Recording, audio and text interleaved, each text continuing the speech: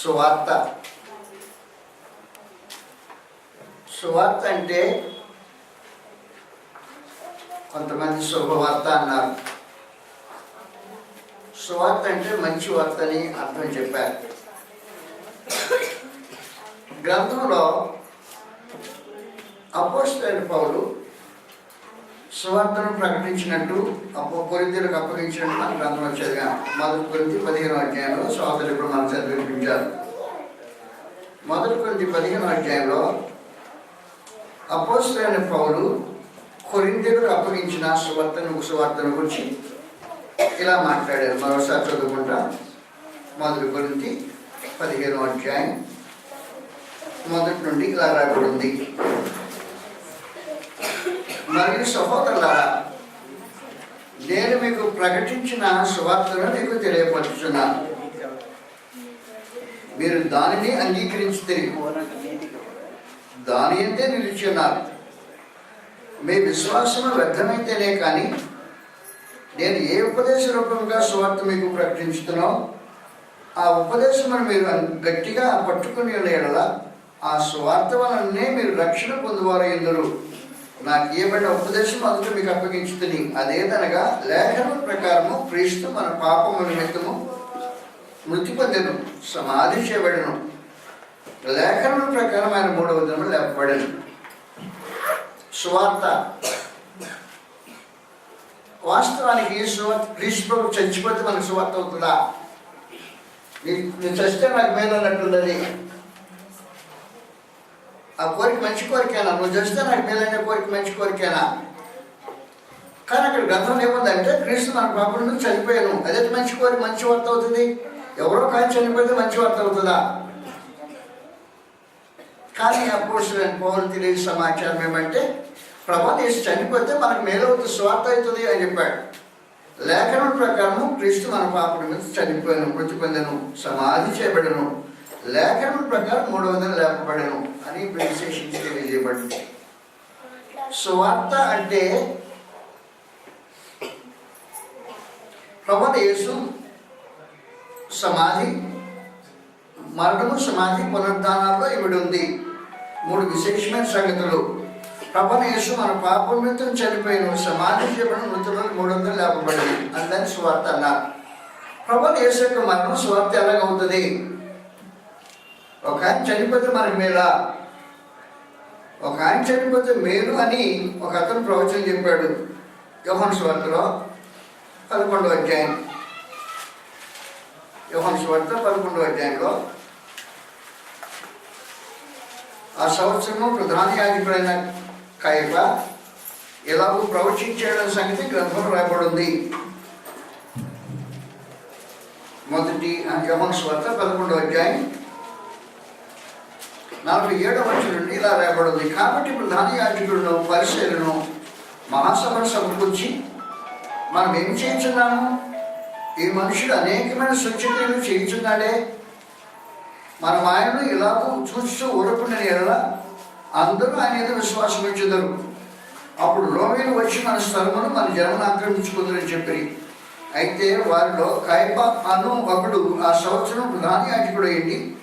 మీకేమీ తెలియదు, మన జనమంతయు నశింపకూడనట్లు ఒక మనుషుడు ప్రజల కొరకు చనిపోవుట మీకు ఉపయుక్తమని మీరు ఆలోచించుకోరని వారితో చెప్పాను. తనంతటి తాను ఇలా చెప్పలేదు. కానీ ఆ సంవత్సరం ప్రధాన యాజకుడు అయ్యిందని కనుక యేసు ఆ జనం కొరకు మాత్రమే కాక చదివిపోయిన దేవుని పిల్లలు ఏకంగా సమకూర్చుటకును సావున ఉన్నాడని ప్రవచించాను. కాబట్టి యూదుల కొరకు మాత్రమే కాకుండా అన్యజనుల కొరకు కూడా ప్రభువు యేసు సావున ఉన్నాడని ప్రవచనం చెప్పాడు ఒక అతను. కయప ప్రధాన యాజకుడు అయ్యింది. అందువల్ల ప్రభువు యేసు మనుషుల కొరకు చనిపోతాడు అనే ఒక విశేషమైన సమాచారం సువార్త చెప్పాడు. యేసు చనిపోవటం సువార్త ఎలాగవుతుంది? లేఖనం ఏముందంటే క్రీస్తు మన పాపం నిమిత్తం చనిపోయాడని విశేషమైన సమాచారం. నేటి తాజా వార్త సోమాలయలో, అంటే సోమాలయ దేశంలో దీవిలో సముద్రం చిన్న ద్వీపం అది సోమాలయ. ఈ సమాజంలో ఉండే జనులు వచ్చిపోయే ఓడలను కొడుతున్నారంట, దోపిడి దొంగలుగా మారారు. కాబట్టి సమాలయ వారు 700 మంది ఆయా దేశస్తులను ఖైదీలుగా పెట్టుకున్నారు. వారు మన దేశస్తులు 70 మంది ఉన్నారు. సమాలయ యొక్క ఆధిపత్యంలో వారు దోపిడీ దొంగలు కొంతమందిని బందిపోటుగా పట్టుకొని వారి చెరలో ఉంచేశారు. ఎటు చూసిన సముద్రం, మనుషులు తప్పించుకొని రావడానికి అవకాశం లేకుండా సమాలయ సైనికులు AK-47 రైఫిల్స్ పట్టుకొని కాపాడుతున్నారు. వాళ్ళు నిర్మించేందుకు వారికి సువార్త ఏంటి? వారికి భౌతికమైన సువార్త ఏంటంటే, ఏదైనా ఒక దేశం, అమెరికా లాంటి ఒక దేశం, పెద్ద దేశం వచ్చి రాజీ కుదిర్చి వారితో సంబంధ బంధాలు మాట్లాడి వారిలో ఉన్న ఆ చెరలో ఉన్న వారిని విడిపించడం వారికి స్వార్థ అవుతుంది. భౌతికంగా ఎంతకాలం వారు చెరలో ఉన్నారో అంతకాలము కుటుంబాలకు దూరంగా ఉన్నారు, తమ వృత్తులకు దూరమయ్యారు, తమ దేశానికి దూరమయ్యారు, సమస్త సౌకర్యాలకు దూరమయ్యారు. నిరంతరము మరణ భయం చేత తుపాకీ యొక్క అదుపులో మనుషులు 700 మంది ఒకచోట గుంపుగా కూర్చోబడి ఖైదీలుగా ఉంచబడ్డారు. వారి సువార్త అంటే ఎలా ఉంటుందంటే, భౌతికంగా ఈ సువార్త అంటే ఎలా ఉంటుందంటే, ఏదైనా ఒక పెద్ద దేశం, అమెరికా లాంటి పెద్ద దేశం వచ్చి వారితో రాజీ పడి వారు కోరిన డబ్బు ఏదో చెల్లించి ఆ చెరవాసులను విడుదల చేస్తే చెరవాసులు ఆ బంధకాల నుంచి విడిపించబడితే వారికి సువార్త అవుతుంది. అలాగున క్రీస్తు యొక్క మరణ వార్త సువార్త ఎలాగవుతుందంటే, ప్రభువైన యేసు మరణ బంధకంలో ఉన్న వారిని, దాస్యములకు లోబడిన వారిని విడిపించడానికి ఆయన రక్తమాంసంలో పాల్పడయ్యాడు. కాబట్టి హెబ్రీయులకు రాసిన పత్రిక 2వ అధ్యాయంలో 14 వచ్చినండి మాట్లాడబడున్నాయి. హెబ్రీయులకు 2వ అధ్యాయం 14 వచ్చింది. కాబట్టి ఆ పిల్లలు రక్తమాంసంలో గలవారైనందున ఆ ప్రకారమే మరణం యొక్క బలం కలవారిని, అనగా అపవాదిని మరణము ద్వారా నశింపు చేయుటకును, జీవితకాలం అంతా మరణ భయం చేత దాస్యమునకు లోబడిన వారిని విడిపించుటకును ఆయన కూడా రక్తమాంసంలో పాలువాడాయను అని రాబడింది. కాబట్టి మరణ భయం చేత దాస్యమునకు లోబడిన అపవాది బందీలను, సమాలయంలో బంధింపబడిన బందీలు ఎలాగున్నారో అలాగున అపవాది యొక్క చెరలో బంధింపబడిన బందీలు అనేక మంది ఉన్నారు. అనేక మంది కాదు, అందరూ లోకమంతా బందీలో ఉన్నారు, అపవాది బంధకంలో ఉన్నారు. అపవాది యొక్క బంధకాల నుంచి విడిపించబట్టం అనేది సువార్త. అపవాది చెరసాల నుంచి మనుషులు విడుదల పొందటం అనేది సువార్త. కాబట్టి సమాలయంలో ఉండే ఆ 700 మంది ఫారినర్స్ ఏనాటికనాడు మరణ భయం చేత సౌకర్యాలు లేకుండా ఎక్కడ పడితే అక్కడ కూర్చుని తిండి తెప్పలు లేకుండా వారి తుఫాకి యొక్క ఆధ్వర్యంలో ఎలాగో ఉన్నారో వారికి విడుదల కలగకుండా చుట్టూ సముద్రం కట్టివేయబడి ఉన్నదో అలాగున అపవాది బంధకంలో మనుషులు ఉంచబడ్డారు. అపవాదికి చెరసాలో ఉన్న వారికి విడుదల ప్రకటించడానికి ప్రభువైన యేసు రక్తమాంసంలో పాల్పడ్డాడు. కాబట్టి ఆ పిల్లలు రక్తమాంసంలో గలవారైనందున, నీకు రక్తమాంసం ఉంది, ప్రభువైన యేసు రక్తమాంసంలో గలవాడే ఇచ్చాడు. ఆ పిల్లలు రక్తమాంసంలో గలవారైనందున ఆ ప్రకారమే మరణం యొక్క బలం కలవారిని, అనగా అపవాదిని మరణము ద్వారా నశింప చేయుటకును, జీవితకాలం అంతయు మరణ భయం చేత దాస్యములకు లోబడిన వారిని విడిపించుటకును ఆయన కూడా రక్తమాంసంలో పాల్పడ్డాడు. ప్రభువైన యేసు రక్తమాంసంలో పాల్పడి అపవాది యొక్క చెరసాల్లో బంధకాల్లో ఉన్న వారిని విడిపించడానికి ఆయన వచ్చాడు. అపవాది ఆయన ఊరికనే వదిలిపెట్టలేదు. ప్రభువైన యేసును సైతం శోధించి తన వలలో పెట్టుకోవాలని, తనను కూడా ఒక బందీగా చేయాలని అపవాది ప్లాన్ చేసి ప్రభువైన యేసును అనేక విధాలుగా శోధించాడు. మన ప్రధాన యాజకుడు హెబ్రీ 2వ అధ్యాయం 14 వచనంలో, మన ప్రధాన యాజకుడు మన బలహీనతలో సహానుభవము లేనివాడు కాడు, కానీ ఆయన అన్ని విధంలో మన వల్ల శోధింపబడినను పాపం లేనివాడిగా ఉండేను అని రాబడింది. కాబట్టి పాపం లేకుండా జీవించిన వాడు అపవాది కంటే గొప్పవాడని, బలవంతుడని రుజువు చేసుకున్న ప్రభువైన యేసు అపవాది యొక్క బంధకం నుంచి ఉన్నవారిని విడిపించడానికి వచ్చింది సువార్త. కాబట్టి ప్రభువైన యేసు మరణం వలన అపవాదిని జయించి వారిని బంధించి అపవాదికి చెరసాలలో ఉన్న వారిని విడుదల చేయడానికి అనే వచ్చిన ఒక విశేషమైన ప్రక్రియ సువార్త అంటారు. కాబట్టి యేసు మన పాపం మిత్రం చనిపోయాను, సమాధి చేయబడను, ఆయన 3వ దినం లేపబడను. ప్రభువైన యేసు చనిపోయి సమాధి చేయబడితే 3వ దినం లేపబడకుండా ఉండిపోతే మనుషులకు సువార్త అయ్యే అవకాశం ఉండదు. ఎందుకు చనిపోయిన వాడు ఎవరిని ఏం చేయలేడు. అందువల్ల ప్రభువైన యేసు మరణంతోనే ఆయన కార్యక్రమం అంతమైతే పునరుద్ధరణ లేకుండా సువార్త అయ్యే అవకాశం ఉండదు. చనిపోయిన వాడు బందీ అయిపోయి ఉంటాడు.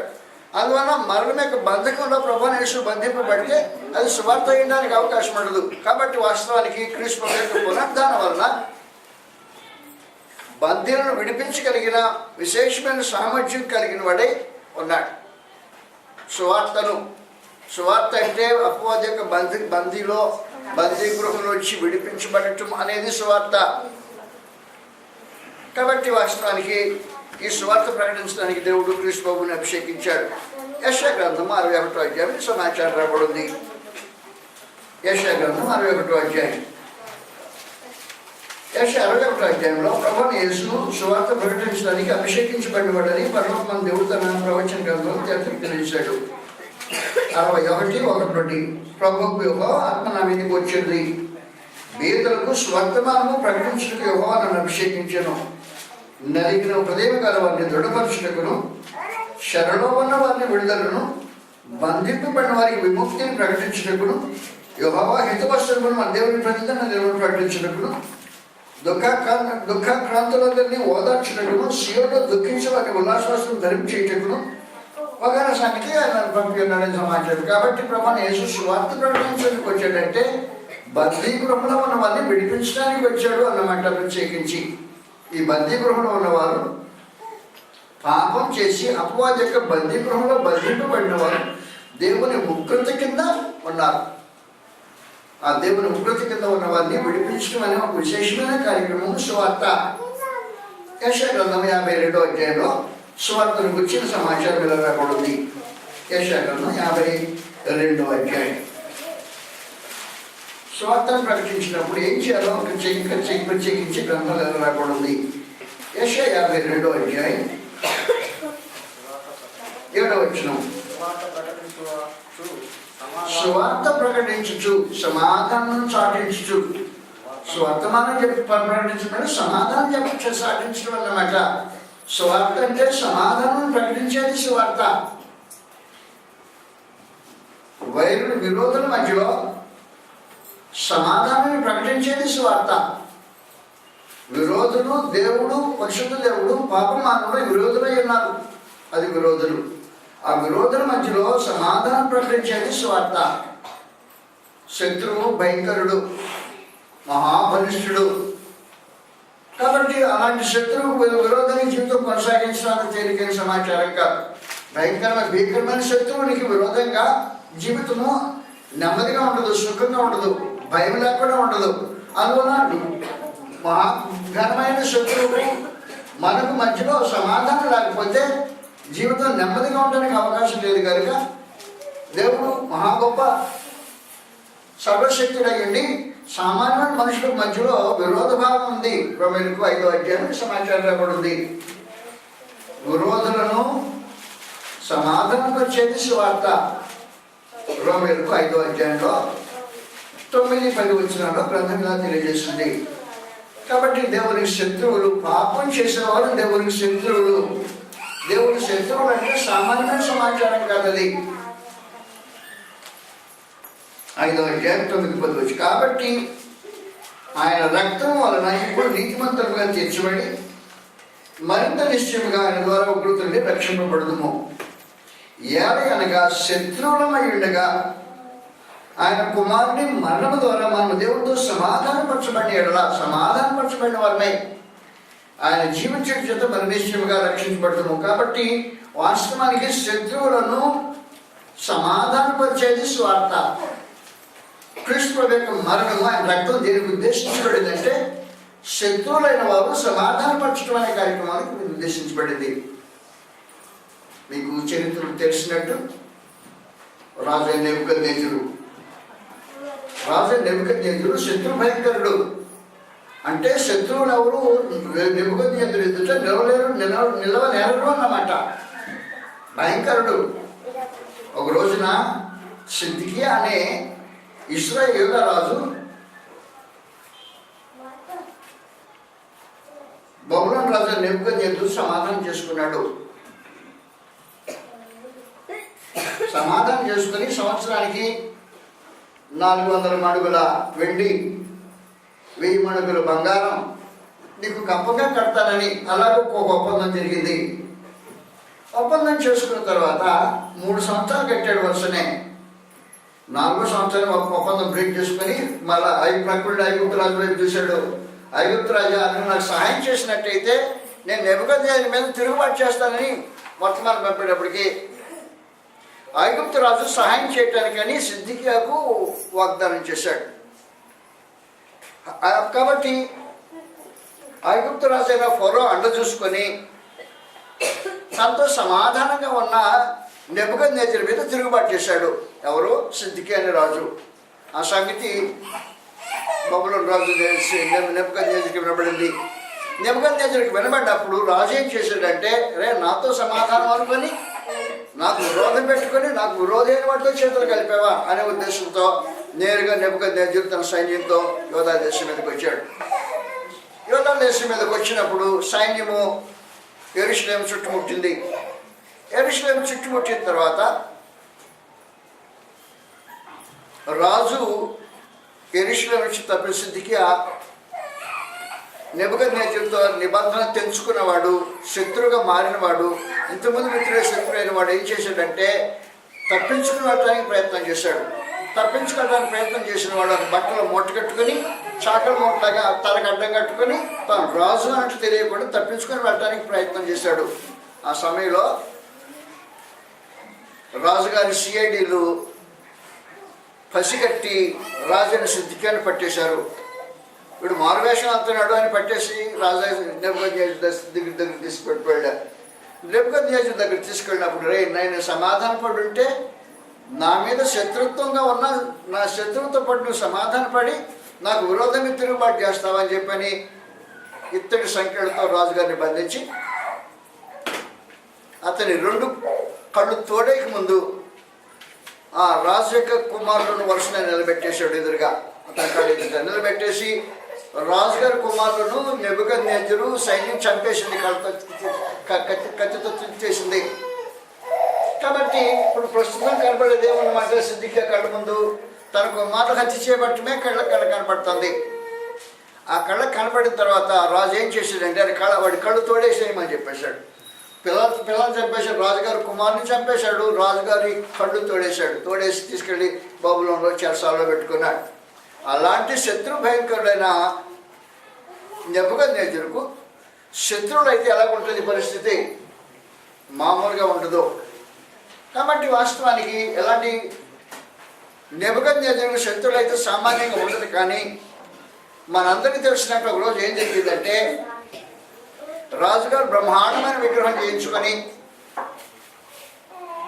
పెద్ద కట్అవుట్ 70 అడుగులు ఎత్తున 6 అడుగుల వెడల్పు నుండే బంగారంతో కట్అవుట్ ఒకటి తయారు చేసుకుని మైదానంలో పెట్టేసి తనకు మొక్కమని తన సైన్యంలో అధికారులకు తన దేశంలోని అధికారులకు ఆజ్ఞాపించాడు. కాబట్టి దేశంలో ప్రపంచ బబులోను దేశం అంతట్లో ఉండే అధికారులందరూ వచ్చి ఆ మైదానంలో రాజుగారి బొమ్మకు మొక్కుతున్నారు.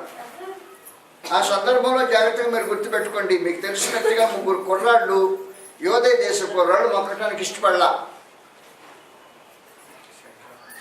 ఇష్టపడకపోతే రాజుగారు పిలిపించాడు. నా బొమ్మ మొక్కనన్నారా అన్నాడు. మొక్కనన్నారంటే ఏంటయ్యా నీకు నెబుకద్నెజరు దీని విషయమే మీకు సమాధానం చెప్పాల్సిన అవసరం మాకు లేదు.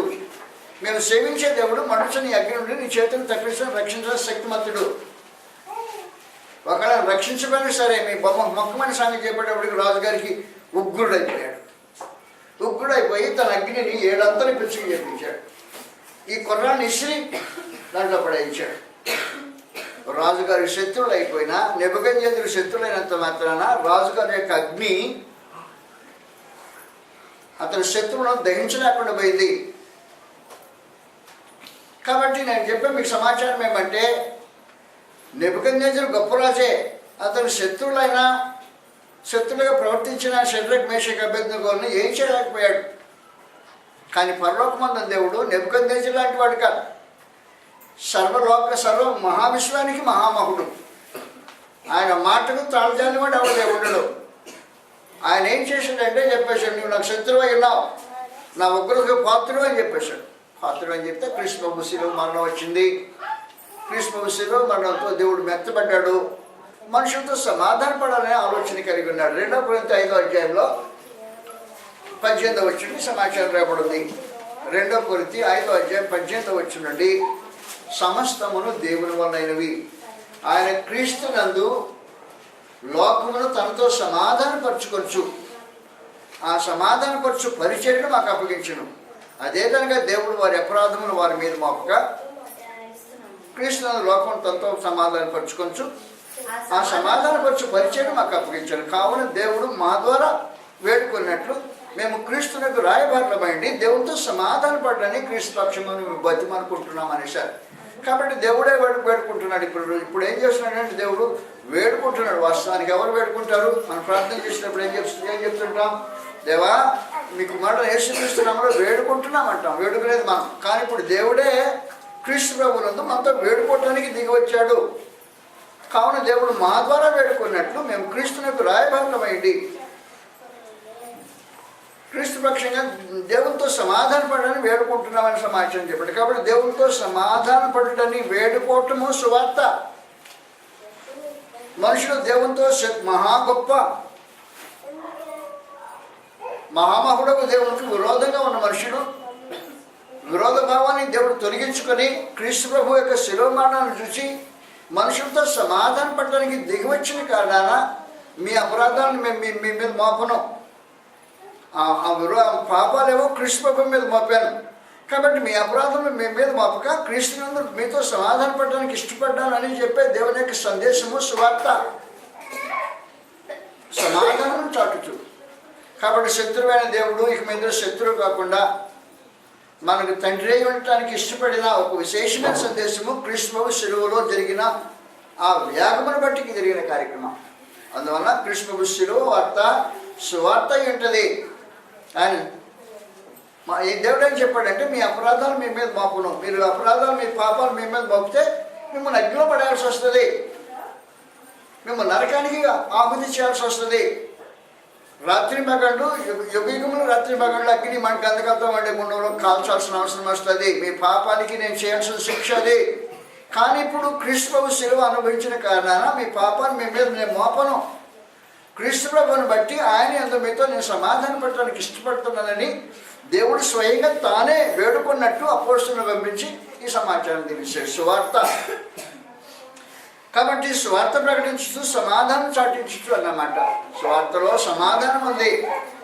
దేవునికి శత్రువులు దేవునితో సమాధాన పడే ఒక విశేషమైన కార్యక్రమం ఉంది స్వార్థ. దయతో మనం ఆలకించండి. ఆ రోజున నెబుకద్నెజరు విరోధంగా షడ్రక్ మేషక్ అబేద్నెగోలు తిరిగారంటే దేవుని పక్షంగా ఉన్నారు కనుక దేవుడు వారి పక్షంగా ఉన్న కారణాన వారి అగ్ని నెబుకద్నెజరు అగ్ని వారిని దహించలేకుండా పోయింది. కానీ దేవుడు తానే క్రీస్తు ప్రభు నందు మనతో సమాధాన పరచుకోవాలని మనసు కలిగి శత్రుత్వం వద్దు నాయన, నేను పరిశుద్ధ దేవుడిని, మీరు పాపం మానవులు, మీ పాపాన్ని తీసివేసి మిమ్మల్ని పరిశుద్ధంగా చేసి మీతో నేను సమాధాన పడతానని కోరుకునే కోరికలో సువార్త ఉంది. కాబట్టి దేవుడు వారి అపరాధములు వారి మీద మోపక మీ అపరాధాలు మీ మీద మోపబడలేదు. క్రీస్తునందు శిలువ యందు క్రీస్తు ప్రభువులో మోపాను. కాబట్టి మనము ఆయన యందు క్రీస్తునందు దేవుని నీతి ఎగునట్లు పాపం ఎరుగని ఆయనను క్రీస్తు ప్రభు పాపం ఎరుగని క్రీస్తును మన కోసం పాపమే చేసి పాపంలో కానీ శిక్షణ ఆయన మీద విధించిన కారణాన పాపల మీద మనము శిక్షణను తొలగించబడే ఒక మహత్తరమైన కృప ఏర్పాటైంది. కాబట్టి ఇలాంటి కృప ఏర్పాటులో దేవుడు మనతో సమాధానం పడడానికి ఇష్టపడుతున్నాడు. నువ్వు దేవునితో సమాధానం కలిగి ఉన్నావా? దేవునితో సమాధానం కలిగి ఉండకపోతే నువ్వు సువార్తను వెళ్ళలేదు, ఒకళ్ళు విన్నా లోపడలేదు. సువార్త దేవునితో సమాధాన పరిచయం ప్రత్యేకమైంది. సువార్తను ప్రకటించు, సమాధానం చాటించు. ఈ సమాధానము దేవునికి మనుషులకు మధ్యలో ఉండే సమాధానం. ఈ సమాధానం కలిగితే నీ మనస్సాక్షిలో దోషారోపణ లేని పరిస్థితి, నీకు రక్షణ కలిగిన అనుభూతి, సమాధాన స్థితి కలిగి ఉంటావు. కాబట్టి ఈ సమాధాన స్థితి లేని వాళ్ళు సువార్త విని రక్షించబడలేదు అన్నమాట. వాస్తవానికి సువార్తను చాటించు, రక్షణ సువార్తను ప్రకటించు. కాబట్టి రక్షించబడే దేవుని యొక్క కార్యక్రమం ఇది సువార్తలో. కాబట్టి ప్రభువుని యేసు తెలియజేశారంటే మార్కు సువార్త 16వ అధ్యాయంలో 15-16 వచ్చిన సమాచారం రాబడింది. మీరు అపోస్తలులను పిలిచి మీరు సర్వలోకమునకు వెళ్ళి సర్వ సృష్టికి సువార్తను ప్రకటించండి. నమ్మి బాప్తిసం పొందినవాడు రక్షింపబడను, నమ్మని వారికి శిక్ష విధింపబడని చెప్పమన్నాడు ఖచ్చితంగా. కాబట్టి సువార్త చెప్పేటప్పుడు ఏం చేశాడు? నమ్మి బాప్తిసం పొందినవాడు రక్షించబడతాడు అని చెప్పేటప్పుడు వచ్చాయి. కాబట్టి ప్రభువుని యేసునందు విశ్వసించి మనుషులు మారు మనసు పొందిన వారే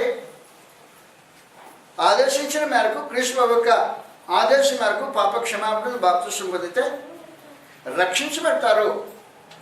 రక్షించబడతారంటే దేవుని ఉగ్రతని తప్పించబడతారు. దేవుడికి మీదట పాపం మీద చూపే ఉగ్రత నీ మీద కనపరచకుండా నిన్ను తప్పించి ఉగ్రతని తప్పించేస్తాడు.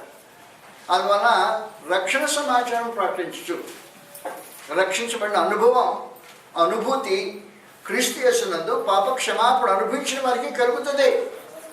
పాప క్షమాపణ అనేది ప్రతి మనుషుడు అనుభవించగలిగిన ఒక అనుభూతి అయ్యింది. పాప క్షమాపణ అనుభవించే మనిషికి మనస్సాక్షిలో దోషారోపణ ఉండదు. మనస్సాక్షికి కల్మషం తోచకుండా ప్రోక్షించబడిన హృదయం కలిగిన వారు రక్షించబడిన అనుభూతి కలిగిన వారు ఏంటారు. హెబ్రీయులకు రాసిన పత్రిక 10వ అధ్యాయంలో రక్షణ సమాచారం, రక్షించబడటం అనేది చాలా ప్రాముఖ్యమైన సంగతి. నువ్వు రక్షించబడినట్టు నీకు తెలిసే అవకాశం ఉంటుంది. హెబ్రీయులకు 10వ అధ్యాయంలో ఈ 19వ వచ్చింది ఇలా మాట్లాడబడింది. సహోదరులారా, హెబ్రీ 10వ అధ్యాయం 19వ వచ్చింది. సహోదరులారా, యేసు మనకు ప్రతిష్ఠించిన మార్గమున అనగా నూతనమైనది జీవము గలది ఆయన శరీరం అంతా ఏర్పరచబడినది ఆయన మార్గమున ఆయన రక్తం మన పరిశుద్ధ స్థలంలో ప్రవేశించడం మన ధైర్యం కలిగి ఉన్నది కనుకను దేవుని ఇంటి పైన ఇంత గొప్ప ప్రధాన యాజకుడు గొప్ప యాజకుడు మనకున్నాడు కనుకను మనస్సాక్షికి కల్మషము తోర్చుకున్నట్టు ప్రోక్షింపబడిన హృదయములు గలవారును. విశేషమైన సమాచారం. రక్షించబడిన వారి అనుభూతి ఎలా ఉంటుందంటే మనస్సాక్షికి కల్మషము తోర్చుకున్నట్టు ప్రోక్షించబడిన హృదయములు కలిగిన వారంట. హృదయంలో మనస్సాక్షిలో కల్మషం అనేది తెలియని పరిస్థితి. క్రీస్తు మరణం ఏం చేస్తుందంటే మనస్సాక్షికి కల్మషం తోచుకున్నట్లు హృదయాలకు రక్త ప్రోక్షణ జరుగుతుంది విధేయత వలన. కాబట్టి క్రీస్తు మాటలకు మనుషులు విధేయత చూపించినప్పుడు మనస్సాక్షికి కల్మషం తోచుకున్నట్లు ప్రోక్షింపబడిన హృదయం కలిగిన వారంట. ఎప్పుడైతే మనస్సాక్షి కల్మషంతో ఏదో వాస్తవానికి దీన్ని ఎవరు దాటుకోలేదు. మన మనస్సాక్షి మన స్థితి నిజంగా నిజ స్థితిని తెలియజేస్తుంటుంది. మనం తప్పు చేసామన్నా బయట ఒప్పుకోకపోయినా మనస్సాక్షి మాత్రం ఊరుకోడు. తప్పు చేసామంటాడు అంతే, అంటే నోరు మూసుకోవాల్సిందే. నేను తప్పు చేశాను మిమ్మల్ని ఏమంటే మీ మీద నా మీద మీకు కోపం వస్తుంది, కానీ మనస్సాక్షి అంటే కోపం రాదు, ఎందుకంటే భయం వేస్తుంది. అలాంటి మనస్సాక్షి కల్మషం తోచుకున్నట్టు క్రీస్తు రక్తం ప్రోక్షించబడింది. అలా ప్రోక్షించబడిన వారు రక్షించబడిన వారు ఏంటారు. మనస్సాక్షి కల్మషంతో అనే అనుభవం నీకు కలిగిందంటే రక్షించబడి ఉన్నామని అర్థం. మనస్సాక్షి దోషారోపణ చేస్తుందంటే పాపాలు దేవుడు జ్ఞాపకం చేసుకుంటున్నాడు అని అర్థం. దేవుడు పాపాన్ని జ్ఞాపకం చేసుకుంటే నీ పాపాన్ని జ్ఞాపకం చేసుకుంటే నీ మనస్సాక్షి కల్మషం తోస్తూ ఉంటుంది. నీ మనస్సాక్షి కల్మషం తోస్తుందంటే దేవుడు నీ పాపాలు జ్ఞాపకం చేసుకుంటున్నాడు. కాబట్టి క్రీస్తు దేవుడు చేసిన నూతన నిబంధన ప్రకారం ఏం చెప్పాడంటే వారి పాపాలను జ్ఞాపకం చేసుకోవాలని చెప్పాడు, మర్చిపోతానని చెప్పలా. జ్ఞాపకం చేసుకోకుండా వేరు, మర్చిపోవటం వేరు. దేవుడు మర్చిపోయేవాడు కాదు, దేవుడికి మరుపు ఉండదు. మరవలేని దేవుడు కనుక ఆయన ఎంతగా మరవలేని ఎన్ని వందల సంవత్సరాలైనా మరుపు ఉండదు ఆయనకి. దేవుడు మర్చిపోయేవాడు కాదు. ఒక సంగతి చెప్తాను, దేవుడు మరుపు రాని దేవుడు అని సమాచారం గ్రంథంలో ఎలా రాబడింది. ద్వితీయోపదేశ కాండంలో దేవుడు పాపాన్ని జ్ఞాపకం చేసుకోను అని చెప్పాడు. దేవుడు పాపాన్ని జ్ఞాపకం చేసుకోకపోతే ఏం జరుగుతుందంటే నీ మనస్సాక్షికి కల్మషం తోచకుండా ఉంటుంది. 25వ అధ్యాయం ద్వితీయోపదేశ కాండం 25వ అధ్యాయంలో 17 వచ్చింది సమాచారం రాబడింది. ద్వితీయోపదేశకాండం 25వ అధ్యాయం 17 వచ్చింది. మీరు ఐగుప్తు నుండి వచ్చుండగా మార్గమున అమాలేకులు చేసినది నాకు జ్ఞాపకం చేసిన దాన్ని జ్ఞాపకం చేసుకున్నాను. అందుకు దేవునికి భయపడక మార్గమున నీకు ఎదురుగా వచ్చి నీవు ప్రయాసపడి అలసి ఉన్నప్పుడు నీ వెనుకనున్న బలహీనను అందరినీ హతం చేశారు. కాబట్టి నీవు స్వాధీనపరుచుకున్నట్లు నీ దేవుడు యెహోవా స్వాస్థ్యముగా నీకు ఇచ్చిన దేశంలో చుట్టుపక్కల ఉన్న సమస్త శత్రువులు లేకుండా చేసి నీ దేవుడు యెహోవా నీకు విశ్రాంతి దయచేసిన తరువాత ఆకాశం క్రింద నుండి అమాలేకుల పేరు తుడిచివేయాలని ఇది మర్చిపోవద్దు అనేసాడు. మర్చిపోవద్దు అన్నాడు. 400 సంవత్సరాలు అయిపోయింది దాదాపుగా. మొదటి సమూయేలు గ్రంథం 15వ అధ్యాయంలో 400 సంవత్సరాలు అయిపోయిన తర్వాత పరలోకమందు దేవుడి సమాచారం మళ్ళీ చెప్తున్నాడు. దాన్ని ఎత్తుతున్నాడు. అదే సంగతి ఎత్తి మాట్లాడుతున్నాడు ఆయన. ఆ సంగతిని ఎత్తి ఏం చెప్తున్నాడు అంటే 15వ అధ్యాయం మొదటి నుండి ఒకనొక దినమున పరలోకమందు దేవుడు సౌలుతో ఇచ్చిన ఈ సందేశం గురించి ఈ సందర్భంలో మనం మాట్లాడబడింది. దయచేసి నేను చూద్దాం, జాతర చుట్టూ గమనించండి. 15వ అధ్యాయం మొదటి సమూయేలు గ్రంథం. ఒకనొక దినమున సమూయేలు సౌలుని పిలిచి, యెహోవా ఇశ్రాయేలుకు తన జనుల మీద రాజుగా అభిషేకించడానికి నన్ను పంపెను. యెహోవా మాట వినుము. సైన్యములకు అధిపతి యెహోవా సెలవిచ్చిందేమనగా, అమాలేకీయులు ఇశ్రాయేలుకు చేసినది నాకు జ్ఞాపకమే. వారు ఐగుప్తు నుండి రాగానే అమాలేకులు వారికి విరోధులై మార్గమందు వారి మీదకి వచ్చింది కదా.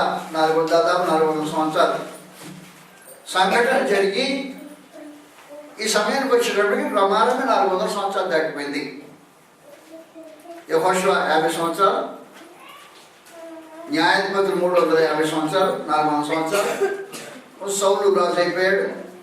సౌలు రాజుగా వచ్చాడు కాబట్టి 400 సంవత్సరాలు అయిపోయాడు. సౌలు రాజుగా వచ్చాడు. సౌలు రాజులో 400 సంవత్సరాలు అయిపోయిన తర్వాత పరమ దేవుడు ఆ సంగతి జ్ఞాపకం చేస్తాం. అమాలేకులు ఇశ్రాయేలుకు చేసేది నాకు జ్ఞాపకమే. 400 సంవత్సరాలు అయిపోయినా గుర్తుంటుంది నీకు. నేను మర్చిపోయేవాడికి కదా. నాకు జ్ఞాపశక్తి ఎక్కువ, దేవుని జ్ఞాపశక్తి ఎక్కువ. నాకు కాదు, దేవుని జ్ఞాపశక్తి ఎక్కువ. కానీ అందువల్ల దేవుడు ఏం చేశాడంటే పాపాలు మర్చిపోతానని చెప్పలేదు. గుర్తుపెట్టుకోండి.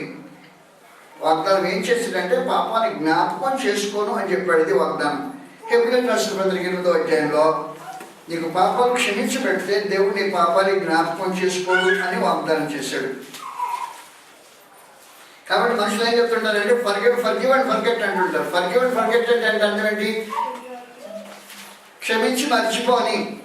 క్షమించి మర్చిపోతే దేవుని యొక్క డిక్షనరీ కాదు అది. దేవుని డిక్షనరీలో క్షమించి మర్చిపోవటం అనేది జరిగే కార్యక్రమం కాదు. జ్ఞాపకం చేసుకోవాలని మాత్రమే చెప్తుంటాడు. జ్ఞాపకం చేసుకోకపోతే నీ మనస్సాక్షి దోషారోపణ చేయదు. 8వ అధ్యాయం హెబ్రీయులకు రాసిన పత్రిక 8వ అధ్యాయంలో ఆయన ఇప్పుడు ఈ సమాచారం తెలియజేస్తున్నాడు.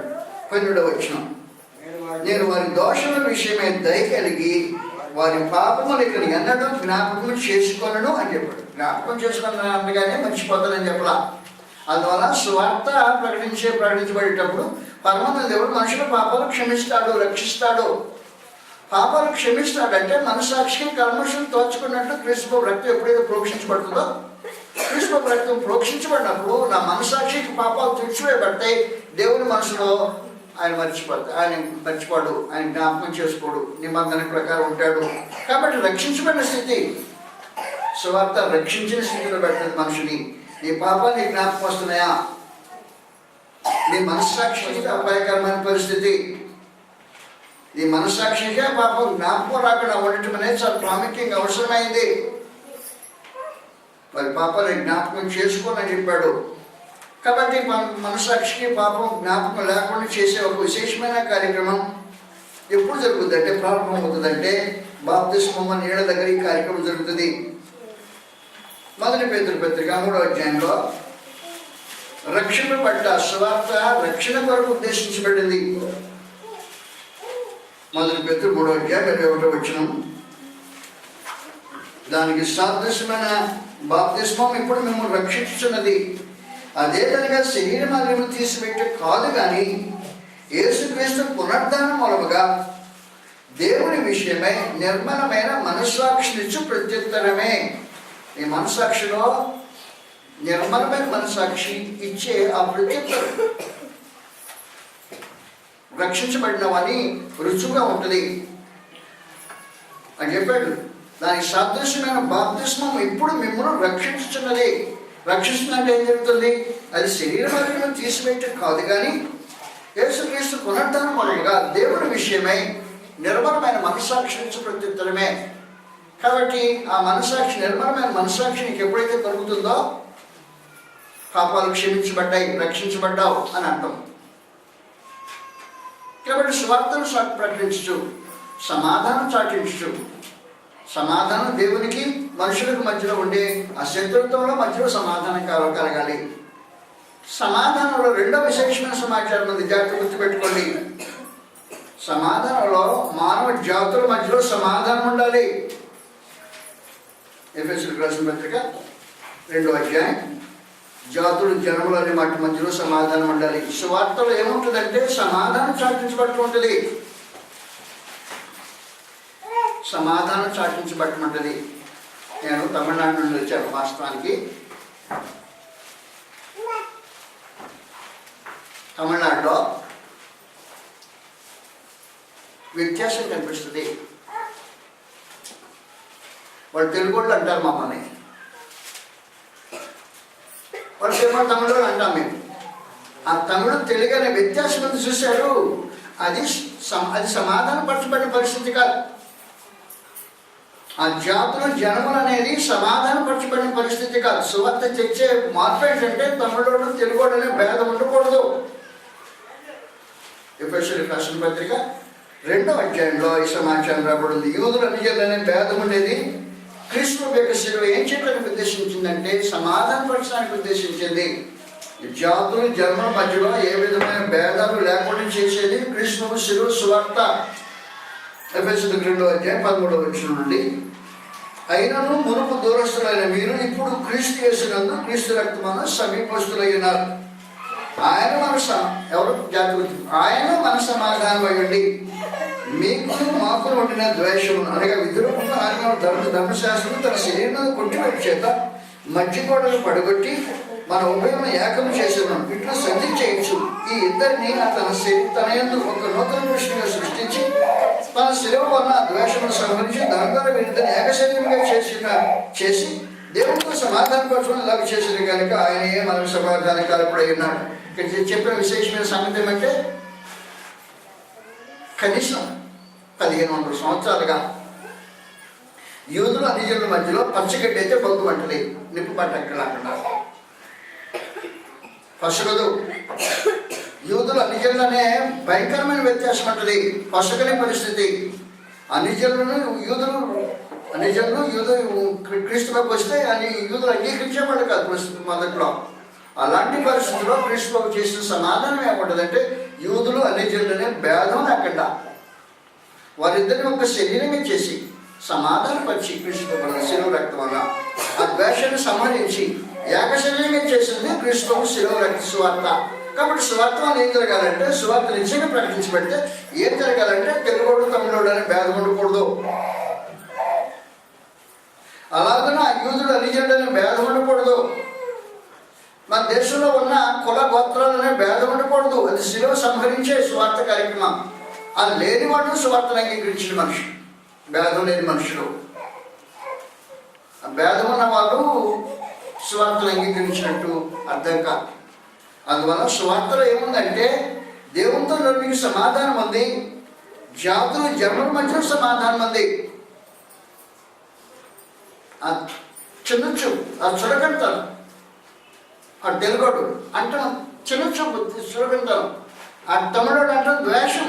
వాస్తవానికి ఇలాంటి భావనలు సువార్త ఏం చేస్తుందంటే తీసివేయడానికి ఉద్దేశించింది సువార్త. సమాధానం చాటించు, స్వర్తమానం ప్రకటన చేస్తూ. అందులో విశేషించి సువార్త అంటే ఇలాంటి భేదాభిప్రాయాలు లేని పరిస్థితిని కల్పించేది క్రీస్తు యొక్క శిలువ వార్త. ఆయన కల్వలో శిలువలో క్రీస్తు మన పాపంలో చనిపోయిన సమాధి చేయబడిన 3వ దినం లేపబడిందంటే ఆయన లేపబడింది సమాధానం చేయడానికి.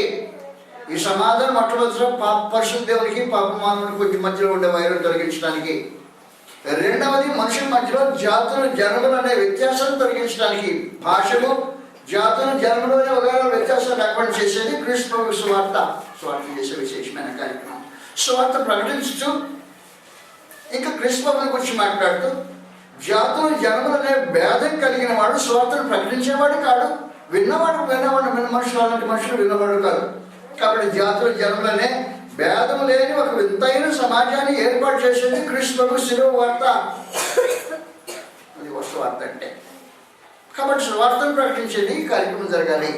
జాతులు జనములు అనేది తొలగిపోవాలి. క్రీస్తు ప్రభునందు సువార్త ప్రకటించు, సమాధానం చాటించు. ఆ తర్వాత యెషయా గ్రంథం 52వ అధ్యాయంలో సువార్తను గురించి ప్రకటించే విశేషమైన సంగతుల గురించి ఆయన ఇలా మాట్లాడుతున్నాడు.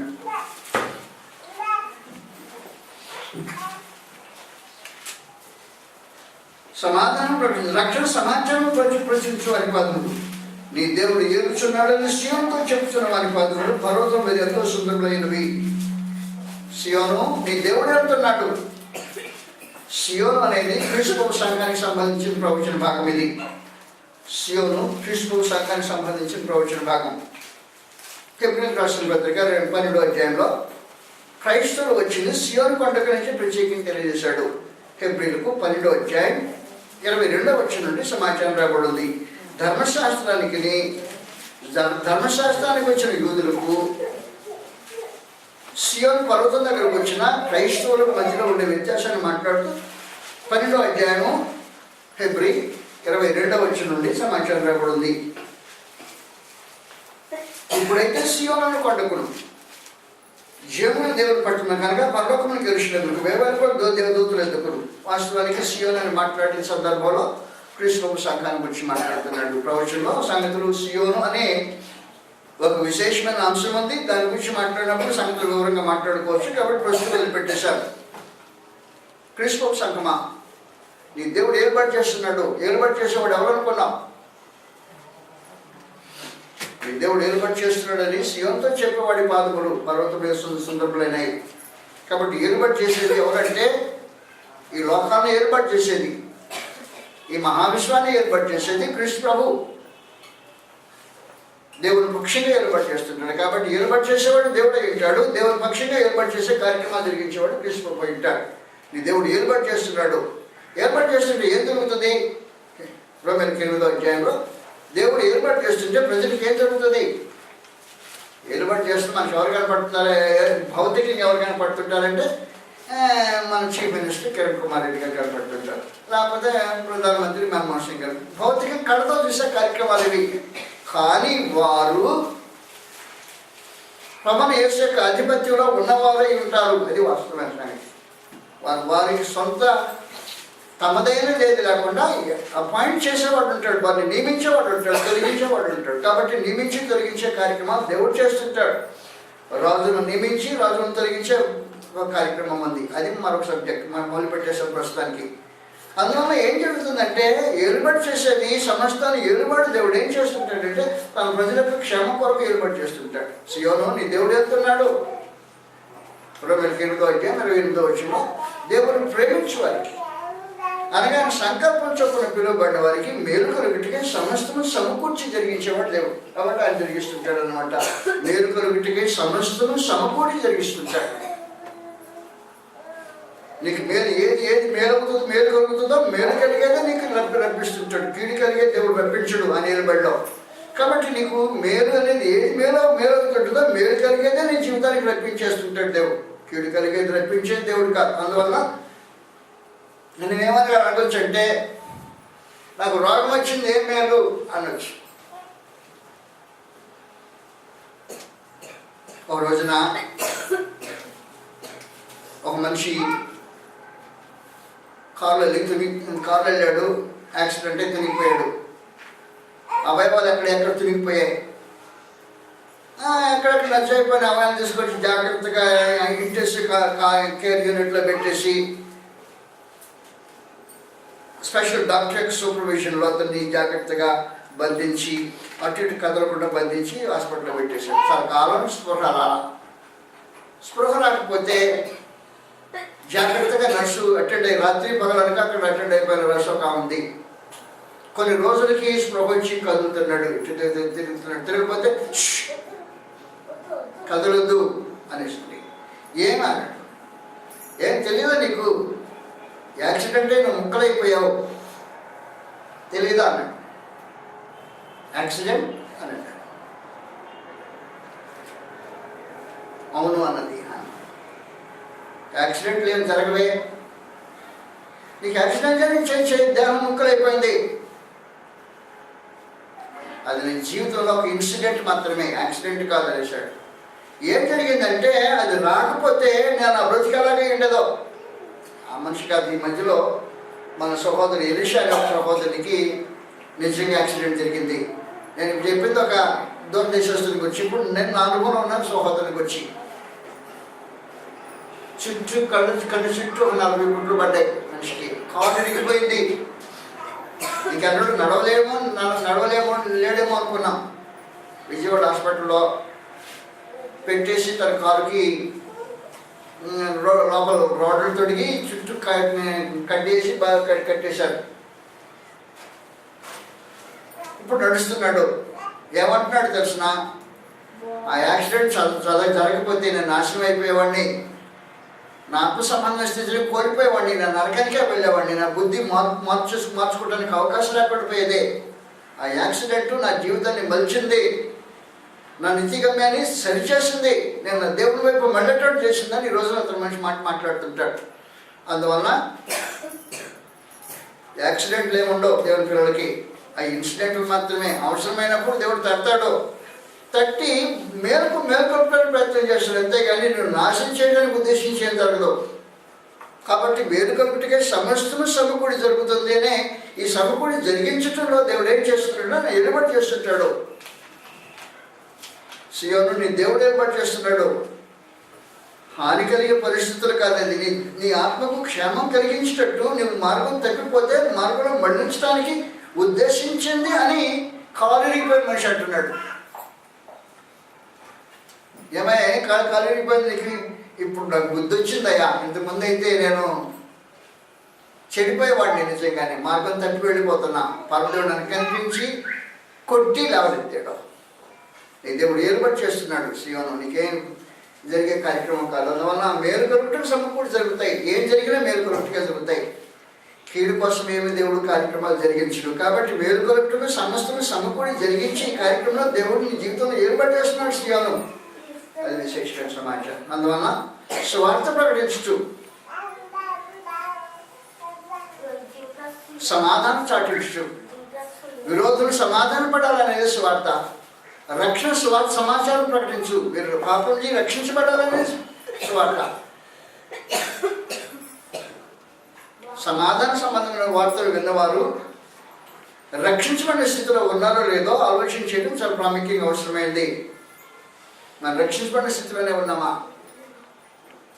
స్వార్థ మనల్ని రక్షిస్తుంది. అపోస్తలుడు పౌలు మాట్లాడినారు, ఆ స్వార్థ వల్ల మీరు రక్షణ పొందేవారై ఉన్నారు. స్వార్థ రక్షిస్తుంది. రక్షించబడిన స్థితి మనుషులు కలిగి ఉండడం చాలా ప్రాముఖ్యంగా అవసరమైంది. రక్షించబడిన స్థితిలో మనుషులు పాప క్షమాపణను అనుభవిస్తుంటారు.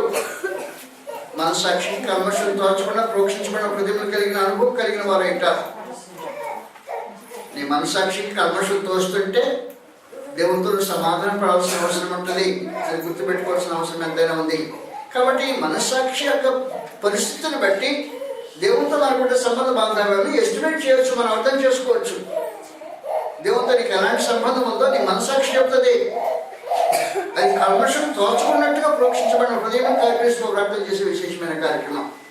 దేవునితో సమాధానపరచబడిన స్థితి, దేవునితో సమాధానపరచబడిన స్థితి, కలవరం లేని స్థితి, ఆందోళన లేని స్థితి, భయం లేని స్థితి. అందువలన సావంటే భయం లేని స్థితి, స్వార్థ కలిగించే స్థితి. అందువల్ల అపోస్తలుడు పౌలు మాట్లాడతాడు, నా మట్టుకైతే బ్రతుకుడు క్రీస్తు, సావు అయితే లాభం. సావు లాభం అంటారండి? సావు ఎలా లాభం అవుతుంది? సావు లాభమా బ్రతుకు లాభమా? నాకు చావు లాభం, బ్రతుకు లాభం కాదన్నాడు ఆ మనిషి. బ్రతుకు మీకోసం ఉంటాం, ఒకవేళ అవసరం అనుకుంటే ఉంటాను, కానీ నాకు మాత్రం చావు లాభం అనేసాడు. ఇక సావు ఎలా లాభం అవుతుందంటే నేను ప్రభుత్వం పట్టి ఉంటాను. ఆయన ఈ ఇబ్బందులు, ఈ కొండ దెబ్బలు, ఈ చెరసాలు, గొడవకి ఉండటం, ఈ అవమానపరచబట్టు ఇదంతా లేకుండా ప్రభుత్వ పాటు ఉంటాను, చావైతే ఆయనతో పాటు ఉంటాను. అది మరీ మీరు ఉన్నాడు. అందువలన ప్రభునే మన దేవుడు ఏర్పాటు చేస్తుంటే పరిస్థితి ఎలా మార్చబడుతుంటుంది అంటే మనుషుల యొక్క మనస్సాక్షిలో, జీవిత అనుభవంలో. ఇటీవల రావులపాలెంలో సహోదరు చనిపోయాడు. హిందూ లెక్కాటి ఇదంతా.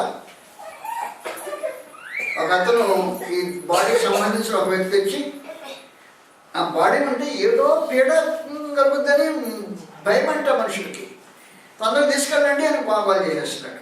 ఏం తీసుకెళ్ళకపోతే ఏం దొరుకుతుంది? అమ్మ చచ్చిన శవం ఉండకూడదు మధ్యలో అనేసి, ఏముంటే ఉండకూడదు, తీసుకెళ్ళి తొందరగా పెట్టేసాడు. సచిన్ శవం ఉంటేనే భయపడే మనుషులు లోపల ఉన్నారు ప్రస్తుతం. అంటే ఆ పీడ అంటుకుంటుందనే మనుషులకు అనుమానం. చావైతే లాభమనే స్థితి క్రీస్తు ప్రభువులో మాత్రమే మనుషులకు లభించే మహత్తరమైన ధన్యకరమైన స్థితి. అది సువార్త తెచ్చే ధన్యత. కాబట్టి నా మట్టుకైతే బ్రతుకుట క్రీస్తే, చావైతే లాభం అంటావు. ఏంటంటే వెర్రి మాటలు మాట్లాడుతున్నాను. నేను వెర్రి మాటలు మాట్లాడడం అని కాదు. ఫిలిప్పీయులకు రాసిన పత్రిక 1వ అధ్యాయంలో ఈ ప్రత్యేకించి సంఘంలో మాట్లాడుతున్నాడు. ఆ మనిషి చెరసాలలో ఉన్నాడు. వాస్తవానికి చెరసాల ఖైదీ అంటున్నాడు. చెరసాలే మేలుగా ఉంది సువార్త ప్రకటనకి అని చెప్పేసి ప్రత్యేకించి. సువార్త ప్రకటనకి చెరసాల మేలుగా ఉందా?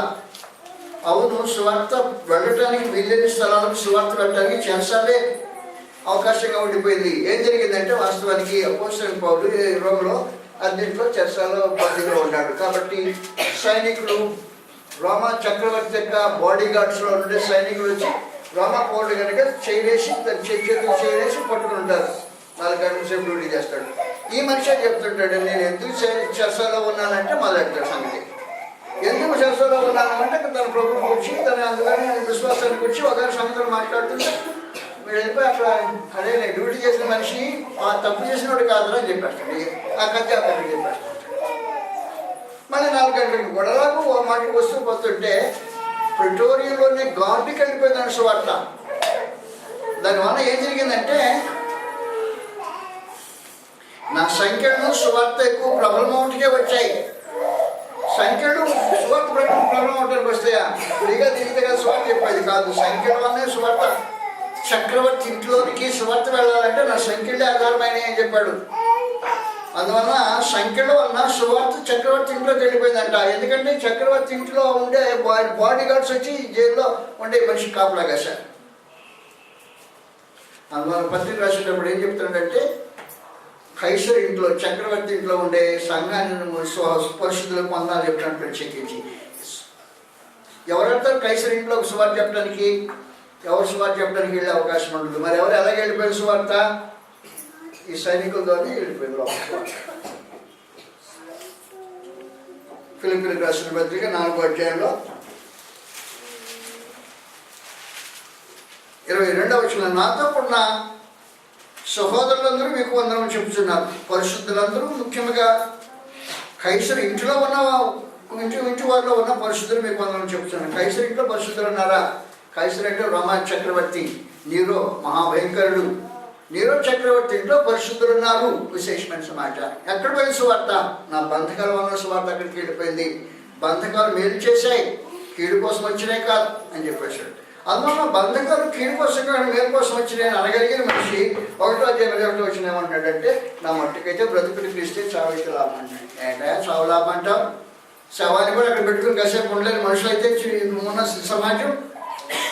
ఆ మట్టుకు బ్రతికితే క్రీస్తే, క్రీస్తు బ్రతికితే క్రీస్తు కోసం బ్రతుకుతాం, చేస్తే ప్రభు దగ్గర ఉంటానికి వెళ్ళిపోతాం అనే ఆ మాత్రమైన కృప ఏం జరిగిందంటే నీ దేవుడు ఏలుతున్నాడు సియోను. చావును దేవునిగా మార్చగలిగిన ఏలు బట్టి క్రీస్తు ప్రభువు దేవుడు కృష్ణం చేసే విశేషమైన కార్యక్రమం.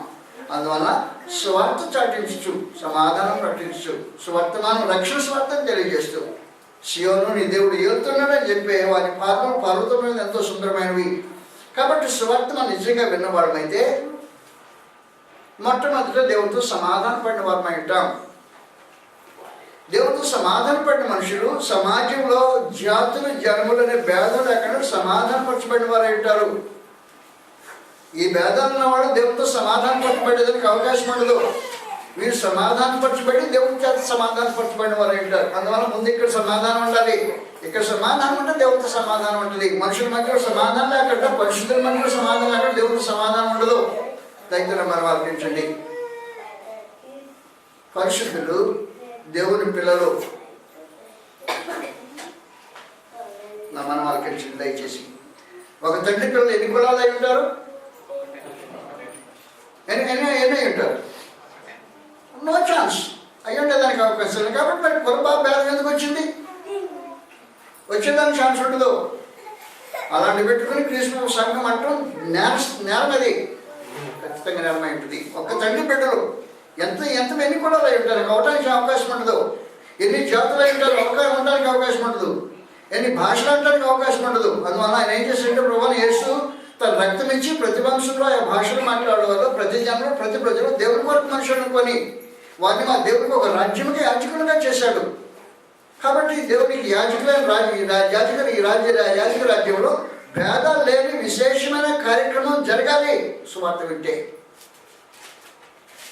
దుఃఖకరమైన సంగతి ఏంటంటే, ఈ ఊరు వచ్చిన తర్వాత క్రీస్తు సంఘము ఐక్యంగా ఉండట్లేని కారణాలు ఒక కారణం జాతి భేదాలు ఉన్నాయని విన్నా. అది ఎంతవరకు నిజమో నాకు నిజంగా తెలియదు. స్వార్థ తాగి ఉంటే ఇలాంటి భేదాలు ఉండేవి కావు. వాస్తవానికి స్వార్థ నిజంగా హృదయం తాగి ఉంటే ఇలాంటి భేదాలు ఉండేవి కావు. స్వార్థ ఏం చేస్తుంటే ఇలాంటి భేదాన్ని హరింపజేయటానికి క్రీస్తు దేవుడు ఒక సమాజంగా కూర్చడానికి ఉద్దేశించబడిన సువార్త అయినందువల్ల ఇలాంటి భేదాలకు సువార్తలో తావులేదు. సువార్త విని విధేయం చూపించేవారు ఒక తండ్రి బిడ్డలుగా.